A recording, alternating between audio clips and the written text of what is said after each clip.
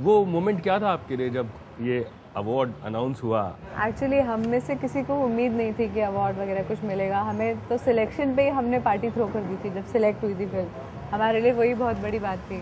जब फिल्म की स्क्रीनिंग हुई तो स्टैंडिंग ओवेशन हुआ, तो हमें लगा बस हो गया। 5 मिनट तक स्टैंडिंग ओवेशन चलता रहा। तो उसके बाद किसी चीज़ की उम्मीद नहीं थी। तो जितने मतलब प्राइमरी कास्ट मेंबर्स थे, हम लोगों को घूमने फिरने का मन था, तो हमें ऑलमोस्ट पक्का पता था कुछ मिलेगा नहीं, इसलिए हम निकल चुके थे कैन से। हम एयरपोर्ट पे थे जब हमें पहले अवार्ड का पता चला। मैं कहीं पढ़ रहा था कि आपकी आंखें भर आईं। वो हमारे स्टैंडिंग ओवेशन के टाइम मुझे बहुत विचित्र लगा कि ये सारे अंग्रेज़ हमारी फिल्म देख के इतनी तालियां बजा रहे हैं, बैल्कनी से चिल्ला चिल्ला के प्रेस कर रहे हैं, ब्रावो ब्रावो। तो वो अपने आप में it was a very unreal moment. लग रहा था कि एक इंडियन फिल्म को इतनी इज्जत मिल रही है। I was feeling very patriotic. लौटने के बाद पूरा नज़रिया बदल जाता है। आपको क्या बदलाव नजर आया उस नज़रिए में? आपके प्रति फिल्म तो खैर लोग देखेंगे ही। जी जी, नहीं मेरे प्रति कोई खास नहीं।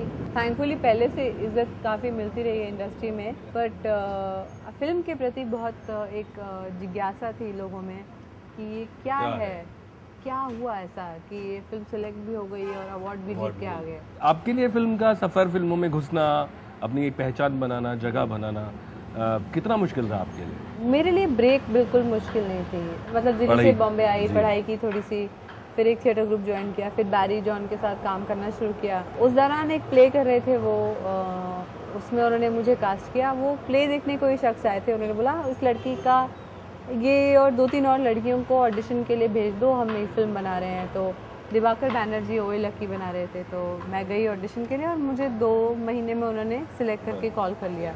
तो ब्रेक मुझे इजीली मिल गई। मतलब मैं एक्चुअली स्ट्रगल भी नहीं कर रही थी जब मुझे ब्रेक मिल गई। इनफैक्ट उसी टाइम मैंने देवडी का भी ऑडिशन दिया था, ओए लकी के साथ साथ करीबन साथ में बनी थी फिल्म। तो फिल्मों में ब्रेक मुश्किल नहीं हुआ, पर ओए लकी के बाद ना क्या हुआ, एक तो जिस दिन रिलीज़ हुई उसी दिन बॉम्ब ब्लास्ट हो गए। समझ नहीं आया कि ये क्या हो गया कि फिल्म क्यों खाली थिएटर में खुली। पर कुछ कह भी नहीं सकते क्योंकि इट्स अ लार्जर ट्रेजेडी, लोगों की जान गई।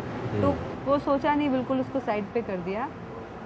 उसके बाद मुश्किल हुई मुझे, क्योंकि एक तो अच्छे डायरेक्टर के साथ काम कर लिया, अच्छे प्रोडक्शन में काम कर लिया, देख लिया अच्छी फिल्म कैसी होती है, अच्छा सीन कैसे होता है, वो सब देख लिया। उसके बाद अगर जो बेकार ऑफर्स आ रहे थे वो एक्सेप्ट करने में होता नहीं था, क्योंकि यू टेस्ट ब्लड। उसके बाद करीब 1-1.5 साल तक मैं प्लेज और जितनी थिएटर वर्कशॉप्स यहाँ होती थी वो, थोड़ी बहुत टीवी कमर्शियल्स। उसके बाद अनुराग की किसी एडी के लिए एक शॉर्ट फिल्म की मैंने, पर उनको कुछ आइडिया, बोलते अरे ये लड़की तो डेव डी के ऑडिशन में आई थी। तो बुलाया और फिर उन्होंने मुझे पूछा कि एक रोल है पर बहुत सारी एक्ट्रेसेस करने से डर रही हैं, इसलिए मैं तुमसे पूछ रहा हूँ, क्योंकि उसमें बुढ़ाना भी होगा तुम्हें और नवाज़ की मम्मी बनना पड़ेगा। तो मैंने कहा ठीक है, मैं 23 साल की थी। मैंने कहा ठीक है दिखाइए। तो उन्होंने मुझे स्टोरी बताई थोड़ी, तो मैंने कहा पर स्टोरी में तो सब बुढ़ाएंगे, पर हीरोइंस को बूढ़ा होने में प्रॉब्लम हो रही थी। तो मैंने कहा वो सब छोड़िए, मैं करती हूँ, क्योंकि मुझे करने को मिलेगा कुछ ओल्ड एज प्ले करने का।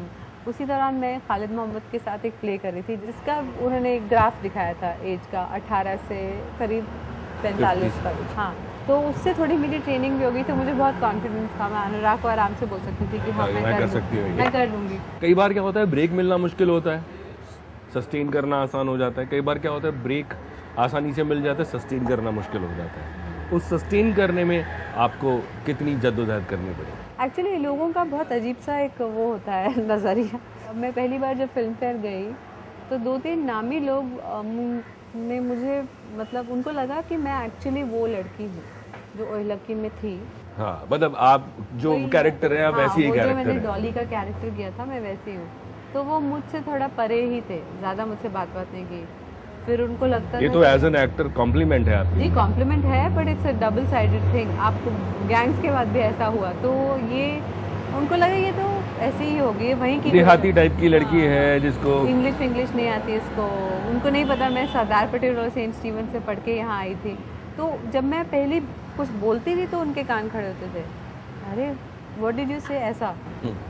बिफोर दैट उनको कोई आइडिया नहीं होता था। तो ये है, वो टाइम थोड़ा मुश्किल था। जैसा अक्सर इस शहर में आने के बाद लोगों का होता है, बहुत जल्दी मैंने कुछ एक्टर्स जो इंडस्ट्री में उनसे बातचीत हुई, वो कहते हैं यार हम 3-3 बार अपना बस्ता पैक करके निकलने को तैयार हो गए। या कई बार इतना परेशान हो जाते हैं कि शहर में आपको कोई शख्स ऐसा नहीं मिलता जिससे आप अपने दिल की बात कर पाए। मैं जब एक्चुअली आई थी तो आई वॉज लकी कि मेरे कॉलेज की एक लड़की यहाँ ऑलरेडी रहती थी, तो मैं उसके साथ रहती थी। उसका नाम था राबिका, और उससे बात करके मेरा दिल हल्का रहता था। We were very good friends. तो वहाँ उस डिपार्टमेंट में मुझे मुश्किल नहीं हुई, बट बहुत मुश्किल था वो दौर, क्योंकि मैं सीखती जाती थी। फिर मुझे लगता था यार इस्तेमाल तो नहीं करनी है। हाँ, मैं क्यों सीख रही हूँ, अकेले शीशे के सामने खड़े होकर एक्टिंग करूँगी, क्योंकि काम अच्छा नहीं मिलता था और थिएटर में मिलता था। तो मुझे लगता था मैं थिएटर करना होता तो मैं घर में रहती, ऐश से दिल्ली में, बॉम्बे क्यों आ रही हूँ मैं इतनी भाग दौड़ करने। और टीवी कमर्शियल्स वगैरह मिलते थे विच वो गुड, क्योंकि उनसे दे कुड पे माई बिल्स। पर वो टाइम बहुत मुश्किल था मेरे लिए, बिकॉज मुझे ऐसा लगता था कि वो एक आता नहीं अंडरवेयर का ऐड, मुझ में ऐसा क्या, उसमें ऐसा क्या है जो मुझ में नहीं उस टाइप से मुझे कुछ फील होता था। पेरेंट्स कभी ये नहीं कहते थे यार वापस आ जाओ, क्या कर रहे हो अगर इतना नहीं मिला? कभी नहीं, क्योंकि एक्चुअली मेरे पेरेंट्स शुरू में वो बचपन से मेरे नेचर को जानते हैं। उन्होंने मुझे देखा है कि ये मानेगी नहीं। मैंने 4-5 साल की उम्र में डिसाइड कर लिया था कि मुझे एक्टिंग करनी है। तो they always had an idea, इतना मुश्किल नहीं था उनके लिए।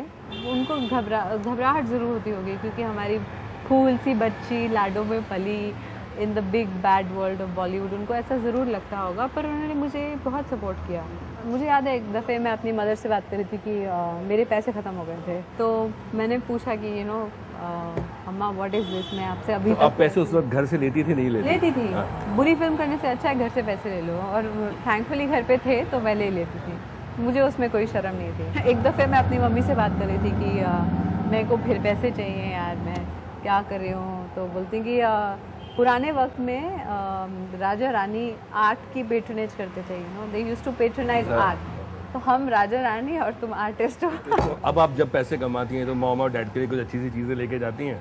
चीज़ें नहीं लेती, सब कुछ उन्हीं का है। मतलब वो चीज़ों टाइप के पेरेंट्स हैं। मतलब चीज़ों से मेरा मतलब है कि चलो मॉम को जो पसंद है उनको गिफ्ट कर दिया। एब्सोल्युटली, हाँ।